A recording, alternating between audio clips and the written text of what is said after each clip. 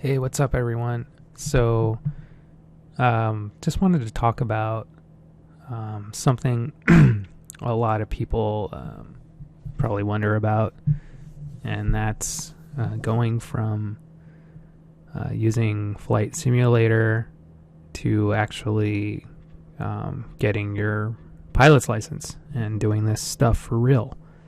I was talking with someone the other day, and they were it was something they were always interested in doing, and they always ask, well, how much does it cost, or how long does it take?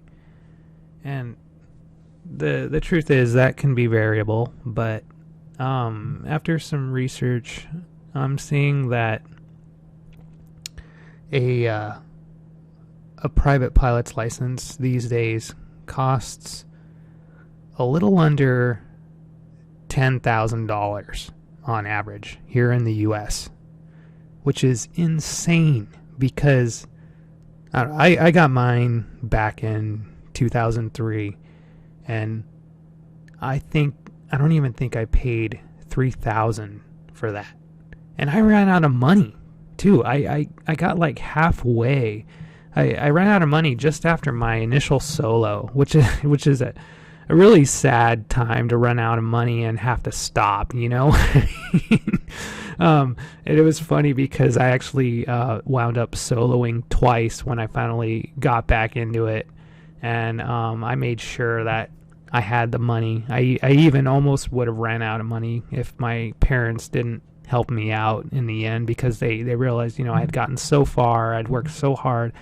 They were like, don't even worry about it. We want you to finish this thing, and we're really proud of you, and I rose up and I got it.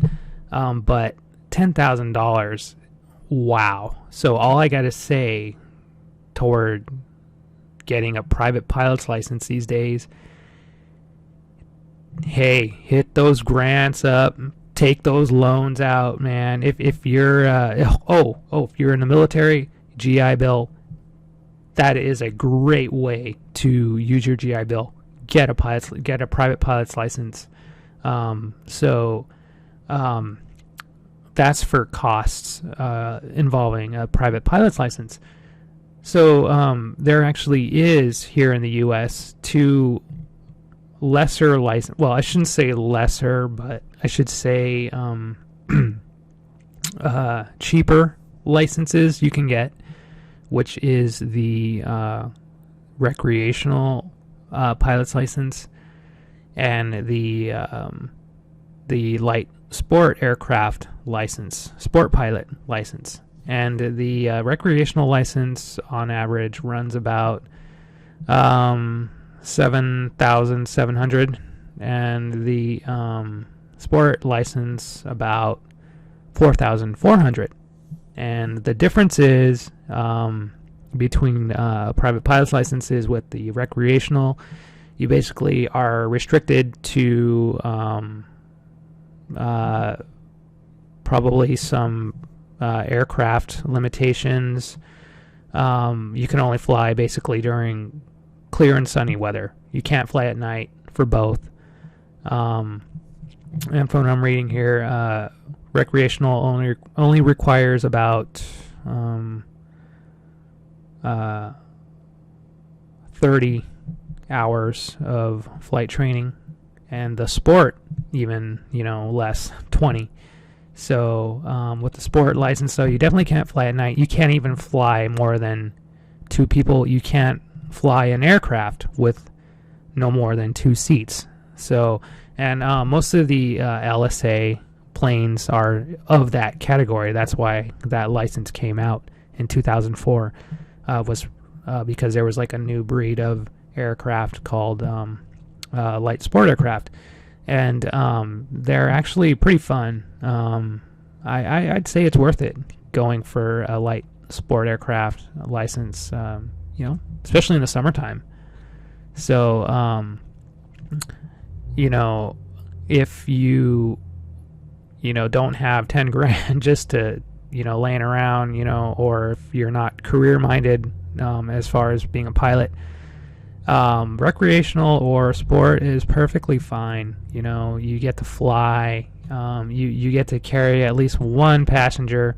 Don't expect to be flying across the nation, you know. But if you wanna have the least restrictions, I would definitely go for a private pilot's license, especially if you're career minded, because basically that's the license that is the pathway to everything else. If you want to be an airline pilot, you're going to have a private pilot's license to move on and get your instrument rating, and then from your instrument rating you're going to have to get your commercial rating, and then multi, and then the ultimate one, which is the airline transport pilot rating, and that's the big goal in one, ATP for airline pilot. And then of course you've got to do specialized training in turbines and all that good stuff. So, you know, by that point you're already about 70 grand in the hole. You know, most people go to professional flight school, so to climb up that ladder where there's a really good structured program in place. So many schools out there. But yeah, the biggest word of wisdom I can give to anybody is if you go into it, make sure you have enough money to where you don't run out. You have enough to go through with it the whole way. I know that's easier said than done. Sometimes things happen that, you know, that's out of people's control, you know. But if you're you know, if you're sure and you have enough, go for it.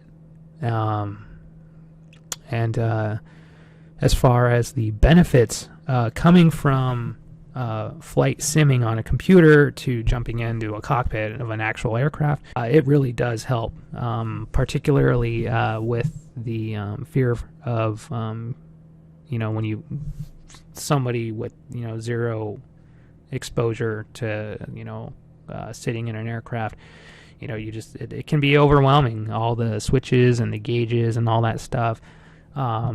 So, you know, after a bit of flight sim, it kind of prepares you to overcome that, you know, that fear, that overwhelming fear, you know.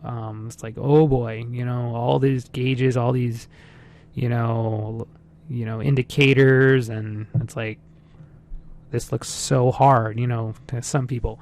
So flight simming really does help with that.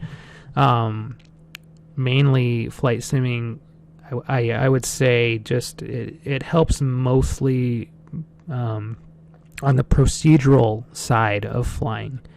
You know, you can practice going off checklists. You can practice reading gauges, you know, interpreting stuff while you fly. You know, more of the mental stuff involved with flying an aircraft, but not the physical effects of flying an aircraft, not the actual, you know, skill involved. And if you ask me, you know, there's a lot of great sims out there that come close, but none of them beat the real deal. You know, you're that's just how it is. You know, you have to do it for real to really understand, to get a feel for it. You know, but the sims, they really do, you know, they mimic those physical effects, but, you know, because of, you know, technological restrictions, you know, it only can be so real right now, you know. So you know, I think it's great how they do try to simulate, you know, physical aerodynamic effects on an aircraft. But like, you know, you just can't properly execute, let's say, accelerated stalls or you know, spin practice on a sim. From what, you know, I've seen, from what I've tried so far, it's just not the same.